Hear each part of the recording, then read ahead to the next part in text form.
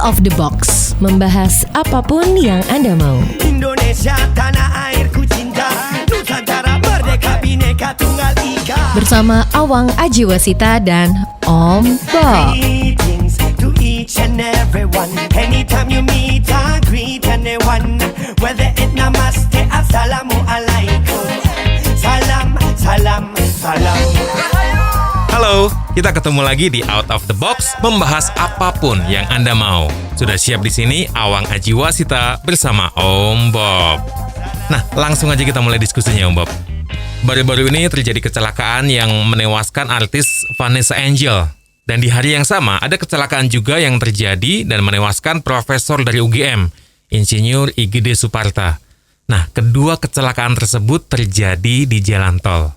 Ini Om Bob, rasanya kok sering banget ya terjadi kecelakaan di jalan tol. Sebenarnya seberapa aman sih jalan tol di Indonesia ini?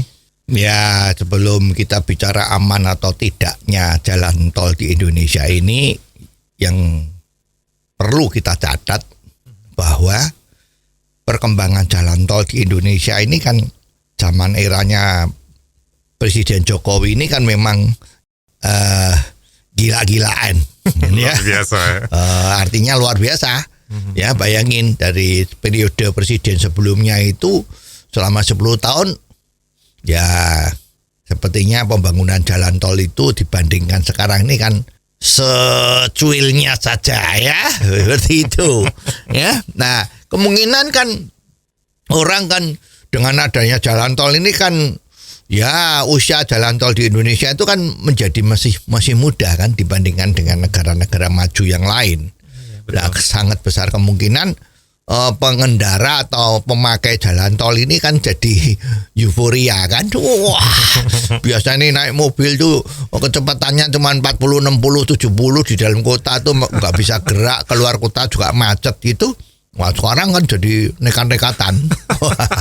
Ya, semua naiknya dengan kecepatan yang luar biasa dan di jalan tol itu kan relatif tidak terasa kalau jalannya kenceng.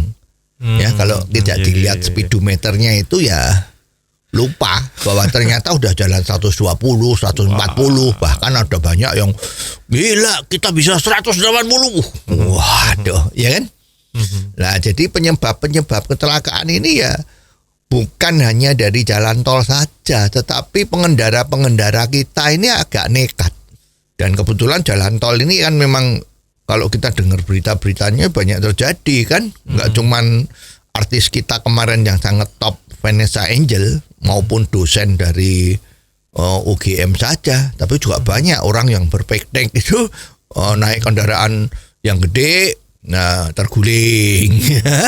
Dan ini memang dilema besar bagi sebuah jalan tol. Ya, jadi soal aman atau tidaknya ini sebetulnya ya tidak bisa kalau disalahkan jalan tolnya saja. Kalau begitu apakah bisa dibilang pengemudi itu menjadi faktor terjadinya kecelakaan Om Bob? Ya, kalau kita lihat bahwa kebiasaan dari masyarakat kita itu memang ini juga berperan sangat penting, ya. Seperti kemarin kalau nggak salah itu hasil penyelidikan kematian dari Vanessa Angel itu kan sepertinya loh kalau nggak salah itu ada info bahwa sang jurumudi ya drivernya itu mainan handphone. Oh. Ya. Dan ini bisa mungkin terjadi juga karena kalau nggak salah orang tersebut kan juga punyai account di IG ya. Kelihatannya juga cukup populer ya, dan dia bukan sekedar pekerjaannya driver doang, tetapi memang ada pekerjaan lain yang sepertinya IG-nya cukup populer ya. Okay. Jadi bisa saja memang ini dia mainan handphone ya. Jadi mainan handphone ini termasuk kebiasaan orang-orang kita yang tidak sadar bahwa handphone ini bahaya kalau kita lagi mengemudi. Ya, itulah kemarin ada aturan juga bahwa bagi yang ketahuan memakai handphone sedang menyetir, maka dia akan dikenakan denda, kena tilang lah. Tetapi rasanya itu peraturannya sudah ada, tetapi kok Kok belum pernah dengar ya ada orang yang kena tilang karena pegang handphone.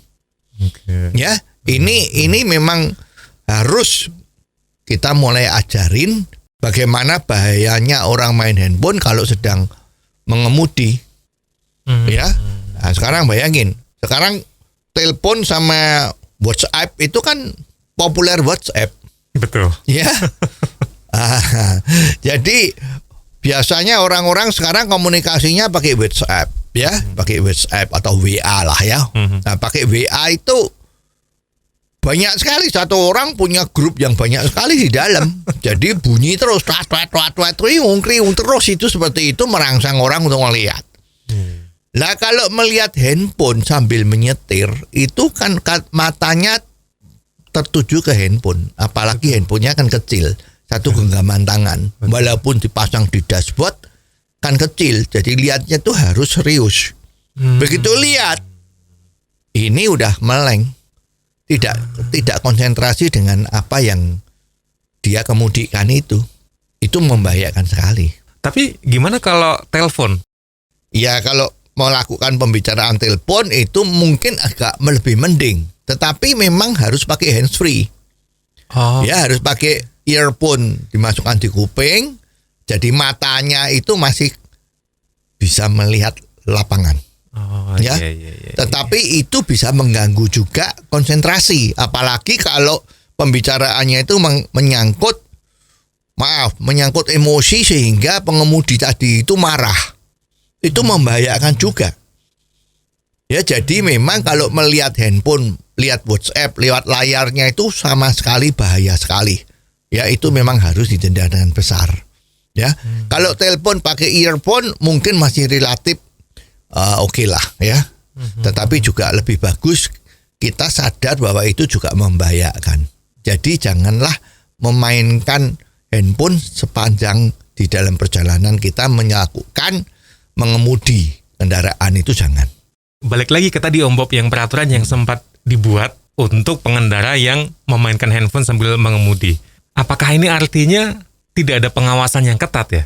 Ya, mestinya kalau ada peraturan itu kan harus ada juga yang ngawasin. Ya, apakah ketentuan ini berjalan dengan baik atau tidak?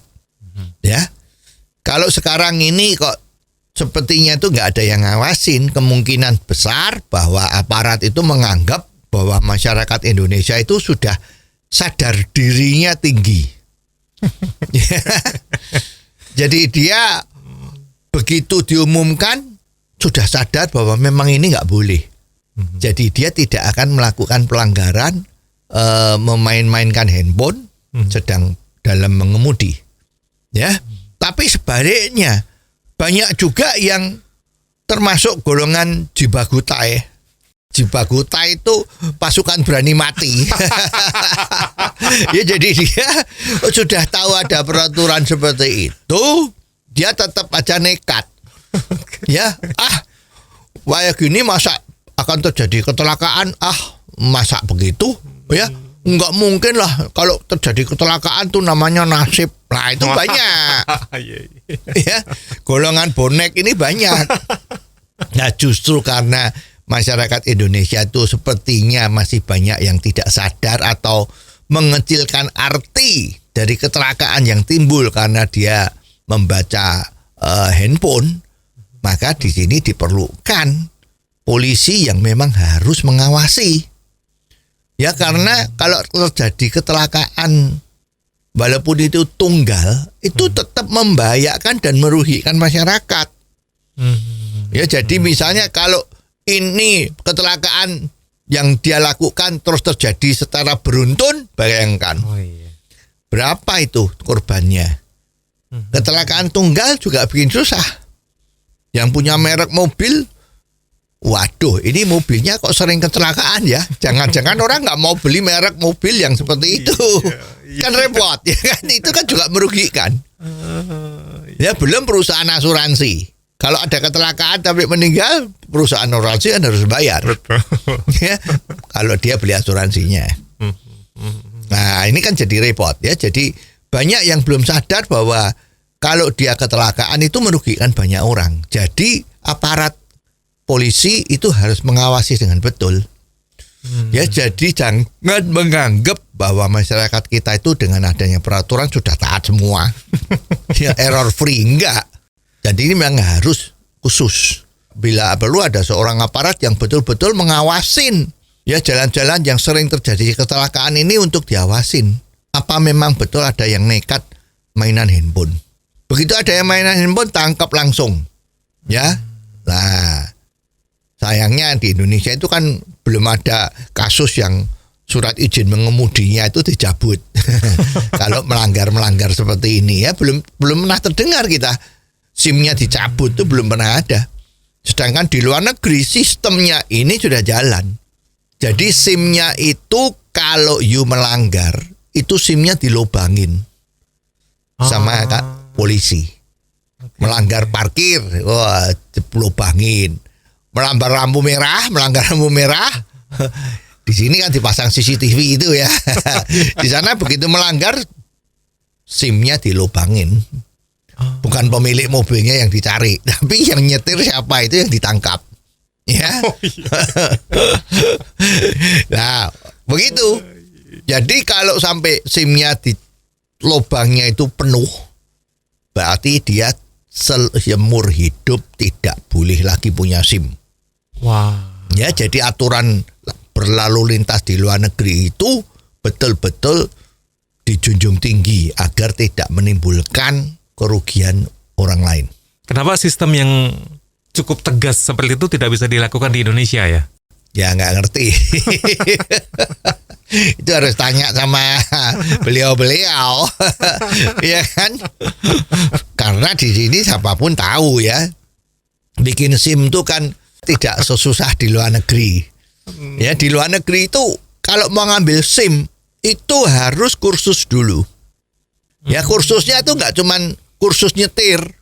Sekarang kursus nyetir itu kan gampang ya, karena apa? Persnelan giginya itu sekarang kan banyak yang otomatis. Artinya nggak usah lagi main manual.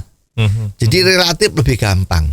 Ya, jadi setir-setirnya itu juga relatif sekarang enteng. Ya, namanya power steering itu jadi tidak seberat zaman dulu.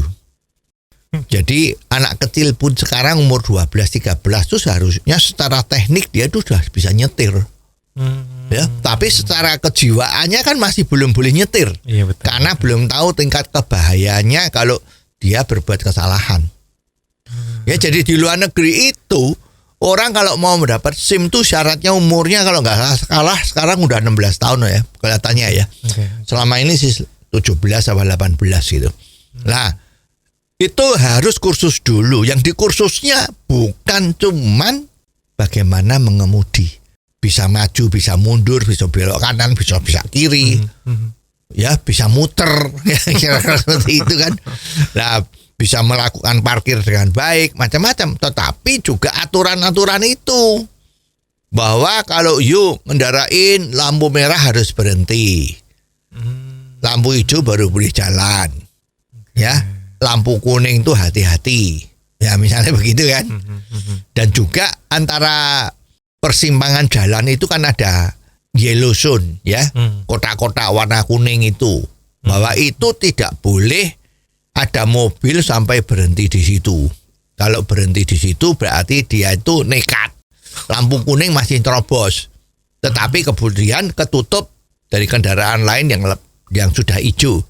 Nah, ini dia kena hukuman. Maka pertigaan atau perempatan itu selalu kosong.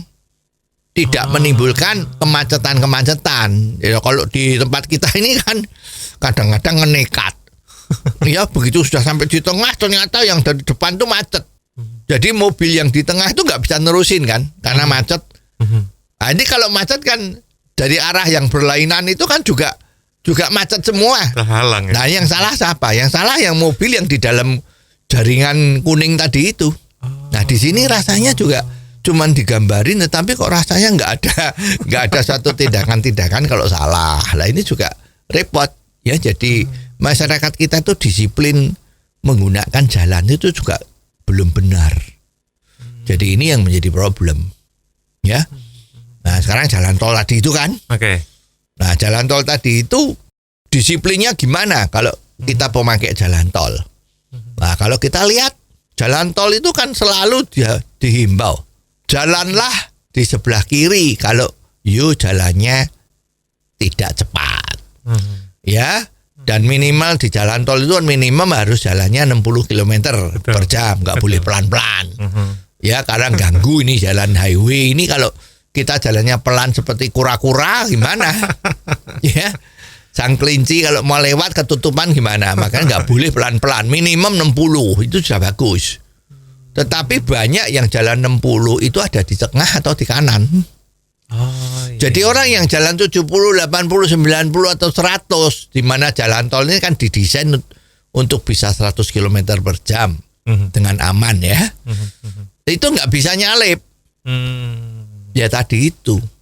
Orang yang pakai jalan tol ini belum ngerti sopan santun atau SOP-nya kalau naik mobil di dalam jalan tol. Nah, ini nggak ada. Jadi yang jalan pelan pun ada di sebelah kanan. Seperti orang lihat pemandangan. Jendelanya dibuka, tengok kanan, tengok kiri sambil menikmati angin yang masuk dan pemandangan itu lah. Pemandangannya kan indah-indah itu, banyak sawah, banyak macam itu kan. Nah, ini gimana? Ini merugikan. Ya, sampai hari ini jarang sekali orang yang melanggar jalan di kanan itu ditangkap atau dikenakan sanksi. Jadi sepertinya aturan-aturan yang seperti ini bisa saja orang itu tidak tahu karena sosialisasi waktu ngambil SIM itu belum tahu. Karena ya mungkin tadi itu SIM-nya cepet-cepetan dapat daya, nggak usah kursus macam-macam. Nah, terus ya kan? Nah, jalan kanan juga nggak apa-apa, semau-mau gua, semau gue. Ini kan hak asasi mau jalan kanan apa kiri. Ya, kita lihat banyak itu truk-truk yang jalannya pelan juga di sebelah kanan.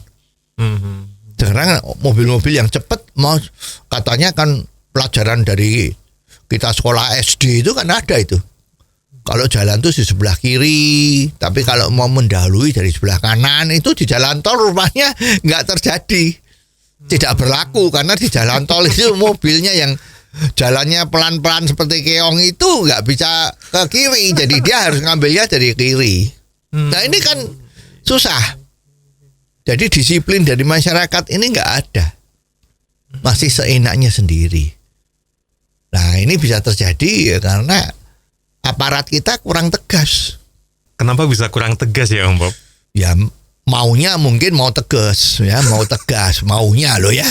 Tetapi mungkin sarananya kurang. Ya kalau mau mengetahui ini ada mobil yang di sebelah kanan macam-macam itu kan masa setiap meter ada pengusaha, ada aparat yang nunggu? Kan enggak. Jadi mungkin sarananya kurang beres. Bisa jadi kalau dipasang CCTV mungkin setiap jarak 100 meter lah ya, dilihat dari jauh ini ada mobil yang jalannya di sebelah kanan atau tidak, itu bisa. Ya, itu bisa. Jadi nanti kalau persis keluar jalan tol, tinggal dilihat recordnya, rekamannya, stop. Kamu ini tadi kok jalannya nggak ke kiri, kok jalannya di kanan. Itu sarananya nggak ada. Jadi ya aturan tinggal aturan, tetapi jalan terus orang yang tidak sadar itu. Oke, itu CCTV Om Bob. Tapi misalnya itu nggak bisa, kira-kira ada cara lain nggak ya? Ya pasti ada. Kan ada anyway to Rome. Kalau sudah ada niat ya pasti bisa. Ya patroli. Ya harus sering banyak ada mobil patroli yang lewat.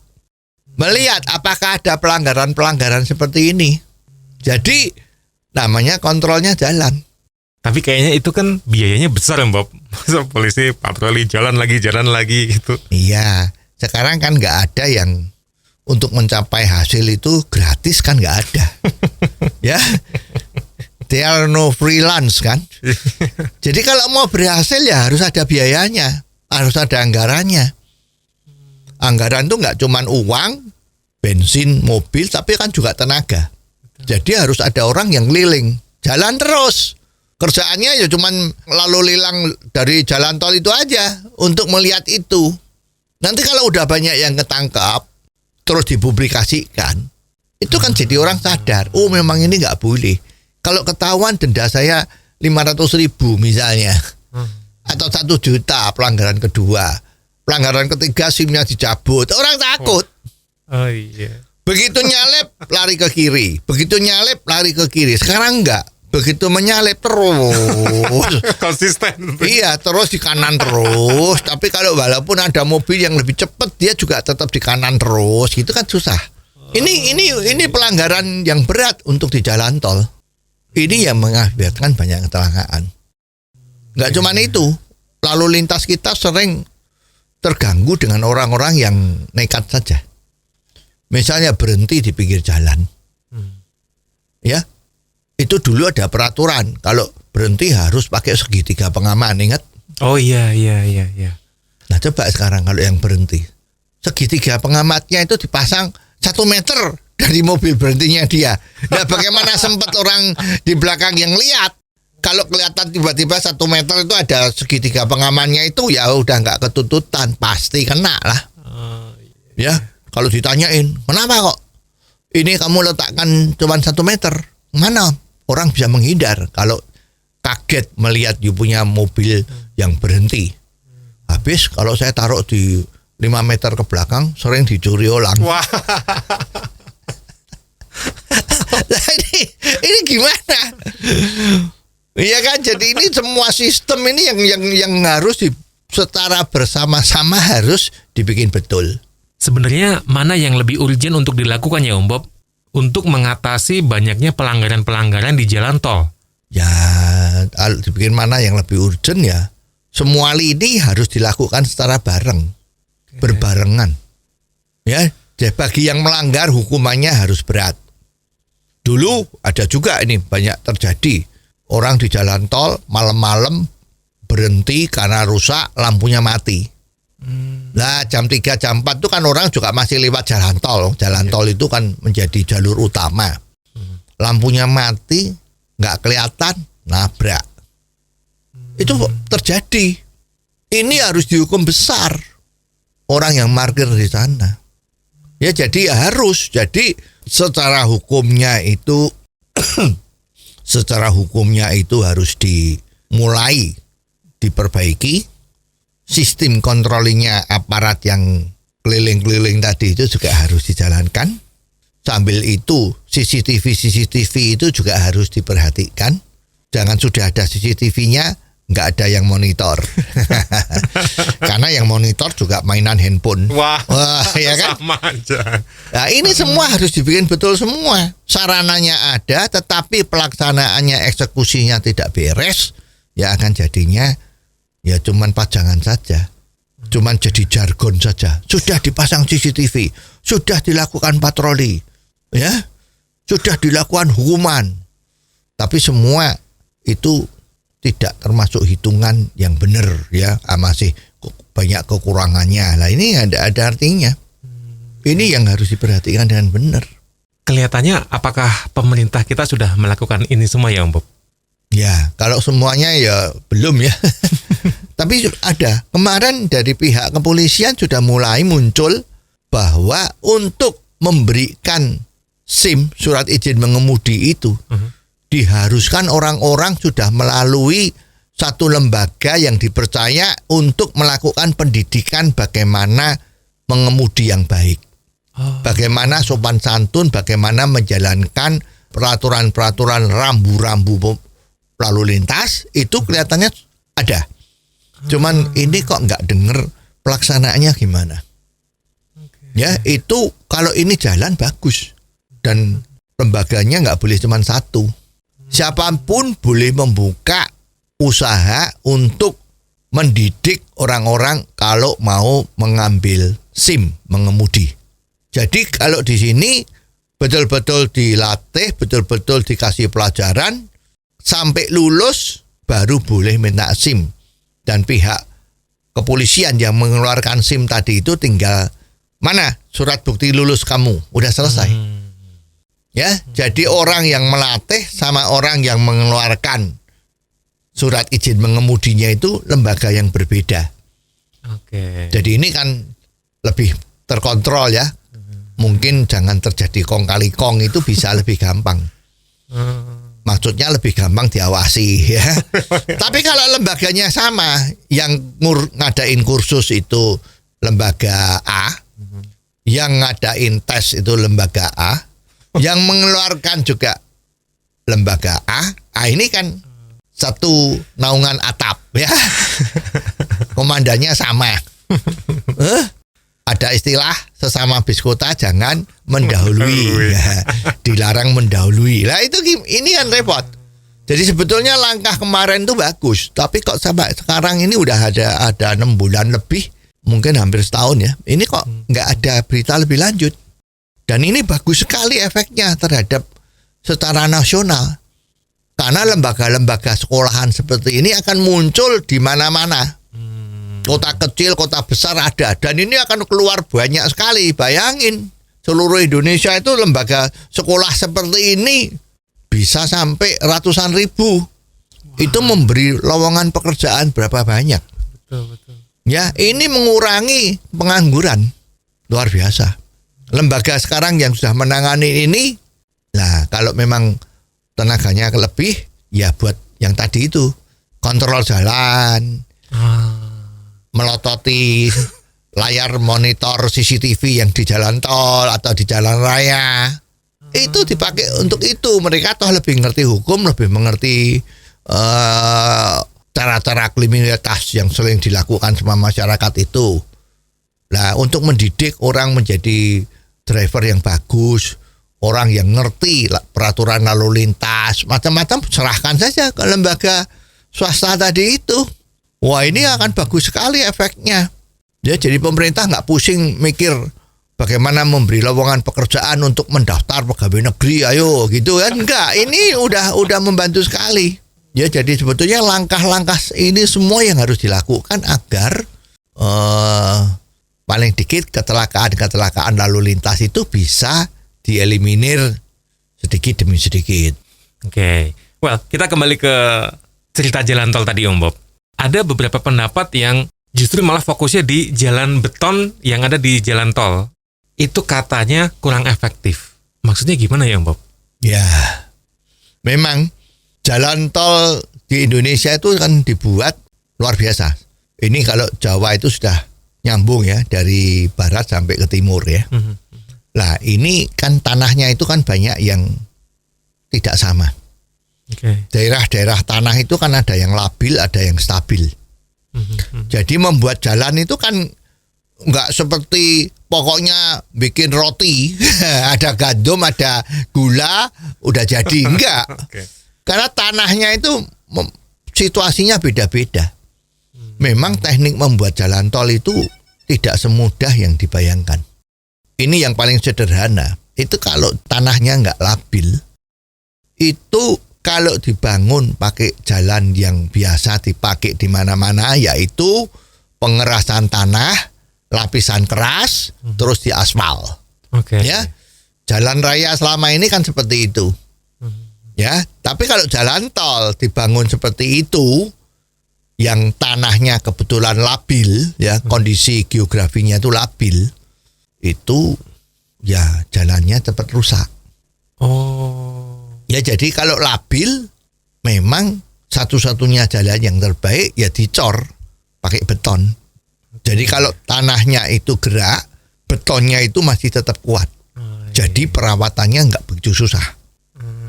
Tapi akibatnya ya tadi itu, jalan beton itu keras, tapi daya cengkramnya untuk mengerem dengan ban itu tidak sekuat kalau ban itu menggelinding di permukaan aspal. Aspal itu kan lebih lunak ketimbang beton. Ya, apalagi kena sinar matahari, aspal itu menjadi lebih lunak lagi. Ya, jadi aspal itu berfungsi mencegah mobil kalau direm itu masih dibantu sama aspal untuk berhenti. Tapi kalau beton tidak. Ya, jadi beton itu ada istilahnya yang namanya micro slip. Slip to slip itu loh ya. Kalau kita ngomong tuh slip. Ya, jalan direm tidak mau berhenti itu kan slip ya. Padahal bahasa Inggrisnya slip. Ya lah itu. Oh. Ya, jadi kalau beton itu direm tidak berhenti langsung tapi masih jalan. Oke. Jalannya juga kecepatannya nggak berkurang banyak. Nah, ini bisa membahayakan. Karena begitu direm kan bannya itu sudah berhenti tapi bodinya tidak berhenti. Nah, itu bisa tidak terkendali, bisa ke kanan, bisa ke kiri, bisa macam-macam itu. Nah, kalau ke kanan kena pembatas beton yang you tadi katakan itu. Nah, ini luar biasa lagi, kena lagi. Kan kita tahu ada hukum dari fisika itu kan. Gaya itu kan hukumnya kan setengah mv kuadrat. Ya itu kalau nggak salah hukumnya Einstein ya. Wah, kalau nggak salah ya. Itu setengah mv kuadrat. Jadi kalau kecepatan di tol itu keras, jalannya kenceng, itu nabrak, itu kekuatannya itu ngitungnya itu kecepatannya itu dikalikan kuadratnya. Jadi kalau jalan 100 km itu 100 kuadrat itu berarti 10.000. Apa itu? Wow. Ya, itu waduh, jadi gayanya luar biasa. Tapi apakah memang kecepatan itu kekuatannya besar sekali Om Bob? Iya. Kalau kita lihat yang gampang aja, itu peluru senapan yang ditembakkan oleh aparat kita, peluru apapun dah ya, itu kan kecepatannya luar biasa. Pelurunya kecil tapi bisa nembus apa-apa. Itu daya yang kuatnya itu dari kecepatannya itu. Peluru dor itu udah sampai kemana? Itu kecepatannya berapa? Bisa 500 km per jam itu. Nah, itu kekuatannya besar sekali. Nah, ini juga begitu. Hukumnya begitu. Kok bisa begitu ya? Gak usah tanya saya itu. Ya itu memang sudah hukumnya. Ya, jadi kalau dikatakan apakah pembatas jalan itu pakai beton itu betul atau salah? Ya, ada betulnya, ada salahnya. Betulnya itu seperti orang yang ngomong yang bikin jalan tol ini mencegah supaya kalau ada mobil dari depan tuh jangan nyelonong. Kalau nyelonong kan nabrak. Iya. Nabrak mobil yang dari arahnya berbeda. Pembatasnya cuman 1 meter atau berapa itu bisa nyelonong kan. Jadi bisa membahayakan juga, ya. Jadi memang alasannya ada. Sebetulnya ini tinggal putusan dari pembuat jalan tol tadi. Kalau pakai jalan beton membahayakan orang oleng, membahayakan diri sendiri atau orang lain yang di belakang. Kalau pakai pembatasnya itu dari tanah clay, lempung ya, itu lebih aman. Karena kalau orang melenceng, direm sama clay tadi itu, lempung tadi itu, jadi lebih aman. Cuman berapa lebarnya clay tadi itu? Kalau claynya cuma lebarnya 1 meter mungkin kurang aman. Jadi yang betul tuh ya seperti tol Jagorawi itu kan tengahnya itu kan lebar sekali. Antara jalur ke kanan sama jalur ke kiri atau jalur yang bertemu itu kan jaraknya itu kan lebar. Bisa 5 atau 6 meter atau bahkan 10 meter. Dan itu ditanemin pakai rumput-rumput supaya tanahnya tetap gembur. Yang betul seperti itu. Yang lebih aman maksudnya ya. Kalau kembali ke jalan tadi Om Bob yang aspal sama beton dengan kekurangan dan kelebihan masing-masing, sebenarnya yang paling pas itu apa ya kalau jalan tol? Ya, kalau dari segi jalannya itu ya memang paling bagus. Cuman biayanya juga lebih mahal kan. Ya memang ada harga, ada rupa. Harusnya memang kalau kita naik jalan yang tol yang beton itu memang yang naik itu juga nggak enak kok. Berisik ya, pasti ya. Berisik. Dan nomor 2 juga ada getaran-getaran. Ya tidak rata sekali. Karena tadi itu bahwa beton itu keras. Bannya kan tidak seempuk spon ya. Jadi paling bagus sebetulnya memang beton. Tapi atasnya dikasih 1 lapis lagi aspal. Itu sempurna. Tidak berisik. Kalau terjadi rem mendadak itu juga tidak terjadi microslip. Itu aman dan enak, tapi mahal. Ya, karena apa? Aspal itu dipakai lama-lama bisa habis. Jadi periodik itu harus ditambah lagi aspalnya itu. Tinggal sekarang pilihan mau yang mana pemimpin kita. Ya, semuanya jauh lebih baik ketimbang tidak ada jalan tol kan. Nah sebetulnya yang di sini yang penting tetap manusianya yang harus benar. Tapi kalau kita ngomongin kecepatan yang seperti apa yang tepat di jalan tol, Om Bob? Ya sebetulnya kan sudah ditentukan sama yang bikin jalan tol. Kecepatan maksimum di jalan tol di Indonesia itu kan 100 km ya. Kalau di Australia atau di Amerika itu kelihatannya lebih. Ada yang 120, ada juga yang 100 km per jam. Jadi itu yang dihimbau atau ditentukan. Kalau jalannya seperti itu, ya relatif aman, ya tidak akan terjadi hal-hal yang tidak diinginkan. Cuman masalahnya kembali. Kalau udah ditentukan di sini 100, itu kan sudah dihitung pakai matematik macam-macam ya. Tetapi banyak orang kita yang melanggar. 120, 140 itu biasa. Ya, apalagi mobil baru yang seperti kecelakaan itu ya. Wah kentes, wah enak ini. Wah enak, 140 nggak terasa. Nah ini nggak boleh. Kembali ke sistemnya apa? Controllingnya. Nah controllingnya di sini memang ada. Itu beberapa jalan tol itu di pertengahan jalan berapa poin itu ada CCTV atau katakanlah kamera pengintai kecepatan. Oh iya. Ya? Pakai lampu kelip-kelip merah atau biru gitu. Nah, itu juga dikasih peringatan. Sedang dipantau kecepatannya. Nah mungkin ditakut-takutin aja itu. Apakah mesin itu jalan atau tidak kita nggak ngerti kan. Cuma ditakut-takutin, diharap pengemudi itu wah ini diawasi. Orang-orang kita itu kalau tidak diawasi kan seenaknya sendiri. Tapi kalau bilang diawasi yang takut. Ya ini ditulis ini sedang dipantau kecepatan. Ya jadi langsung orang ngerem. Ya tapi ini nggak berlaku lama. Karena semua orang nggak pernah dengar kok ada orang jalannya kecepatannya melebihi dan ditilang, nggak ada. Ya, cuman digembar-gemborkan sudah dipasang. Tetapi mana hasilnya? Nggak ada. Padahal banyak sekali. Yang melanggar itu kira-kira 90% yang naik jalan tol itu melanggar 90%. Nah, dibandingkan dengan luar negeri beda lagi. Di luar negeri itu melalui jalan tol kelihatan orang jalannya itu agak nekat. Kadang kanan, kadang kiri, kadang kanan, kadang kiri. Itu kan ada jalurnya. Kalau di luar negeri di Amerika itu kan jalurnya ada 6 atau 7 atau 8 jalur satu arah. Ya ada yang nekat, jalan sebelah kanan yuk ke kiri sedikit, ke kanan lagi, ke kiri itu udah disemprit. Udah ada yang mantau. Weng, tur kiri. Kamu kenapa jalannya seperti itu? Apa mabuk? Udah dilihat. Juga orang yang jalannya cepat. Loh, itu kok melebihi dari ketentuan 110 misalnya. Dikejar, weng, berhenti. Kamu kenapa cepat?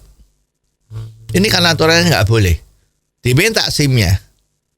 Oke, kalau belum pernah melanggar, paling ya namanya kan pembinaan ya. Peringatin tertulis, nggak pakai peringatan aja. Maaf, yuk siapa ya? Oke ya, besok jangan melanggar lagi ya. Ini membahayakan. Ya besok kalau kamu melanggar lagi, SIM-mu saya bolong. Oke, terima kasih. Jalan lagi, tidak apa-apa. Udah nggak berani ngelanggar lagi. Karena kontrolnya ketat. Jadi pakai yang namanya speed gun itu. Jadi banyak polisi yang kerja pakai speed gun. Berhenti supaya tidak melanggar kecepatan. Di sini rasanya kok tidak terdengar tuh. Alatnya mungkin ada ya, speed gun ada. Mungkin buat tujuan yang lain kita nggak tahu ya. Yang tahu katanya Tuhan tuh. Ya ini repot. Jadi sistem harus dijalankan semua. Nah, kalau ada aparat yang begitu gimana? Ya kalau ada oknum-oknum yang nakal ya harusnya pemimpinnya bisa ngerti. Dipecat, diganti atau gimana, itu semua itu melibatkan. Jadi kalau mau baik itu ya semua lini diperbaiki semua. Jangan sporadis. Sekarang ini karena Vanessa Angel itu termasuk tokoh yang luar biasa ya, sangat terkenal kan, selebritis, betul, artis lagi. Itu berita di koran itu seminggu nggak selesai. Sampai sekarang ya. Sampai dengan diperiksa lah inilah. Ya. Tapi kalau orang biasa kok beritanya hilang ya. Misalnya begitu ya. Inilah situasinya seperti ini. Berarti kalau kembali lagi ke yang kita bahas tadi Om Bob, yang mana yang urgent, ternyata semua lini itu urgent untuk segera dilakukan ya? Ya, lebih baik memang harus bareng ya bareng. Pembenahannya dilakukan secara serentak, tapi ya bukan terus mendadak seperti lampu Aladin loh. Sekarang ngomong besok jadi ya enggak. Ya harus gradual, tetapi konsisten.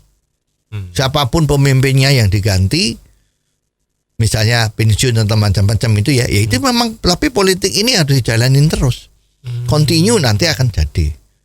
Mungkin 5 tahun, 10 tahun lagi mungkin bisa jadi bagus.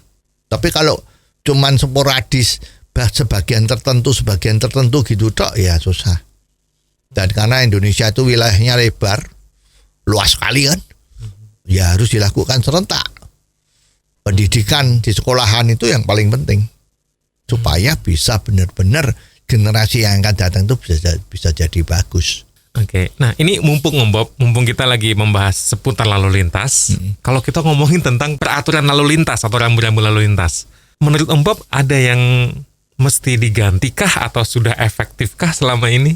Ya, ada. Tidak ada yang tidak ada. Peraturan lalu lintas mana yang kira-kira mestinya tidak boleh berlaku lagi ya? Satu, sekarang undang-undang lalu lintas itu mengatakan bahwa kalau ada di persimpangan jalan yang ada lampu lalu lintasnya, maka kalau belok kiri itu yang menjadi default itu adalah mengikuti lampu lalu lintas. Zaman dulu defaultnya adalah kalau belok kiri itu silahkan jalan terus walaupun merah. Nah sekarang dibalik. Jadi kalau mau belok kiri harus ikut lampu lalu lintas. Kalau merah ya kamu tetap nggak boleh jalan. Kan seperti kita ketahui kan kita punya sistem lalu lintas itu kan setir kanan kan. Setir kanan. Dan jalannya kita adalah sebelah kiri. Jadi kalau misalnya sebelah kiri, kalau kita belok kiri ya tinggal belok. Ya tidak akan mengganggu jalan orang lain. Betul. Karena kita memang jalan kiri. Kiri ke kiri kan tinggal langsam aja itu kan. Ya kalau di luar negeri kan banyak setir kiri karena jalan kanan. Nah jalan kanan dia belok kanan bebas. Tapi di sini defaultnya dibalik. Dulu kalau defaultnya tuh silahkan jalan terus. Sekarang defaultnya adalah ikat lampu merah. Merah hijaunya. Tapi kalau ada yang spesial baru ditulis ke kiri jalan terus. Nah, ini membingungkan. Ini tidak efektif. Jadi ini membuat jalan banyak macet. Ya kalau memang kita mau menghindari macet loh ya, itu kan jangan cuman macet tuh berarti jalannya kurang lebar, perlu banyak jalan baru. Sebetulnya sebelum itu dilakukan harus melihat peraturan kita tuh ada nggak yang harus tidak diberlakukan atau diganti agar bisa lebih lancar.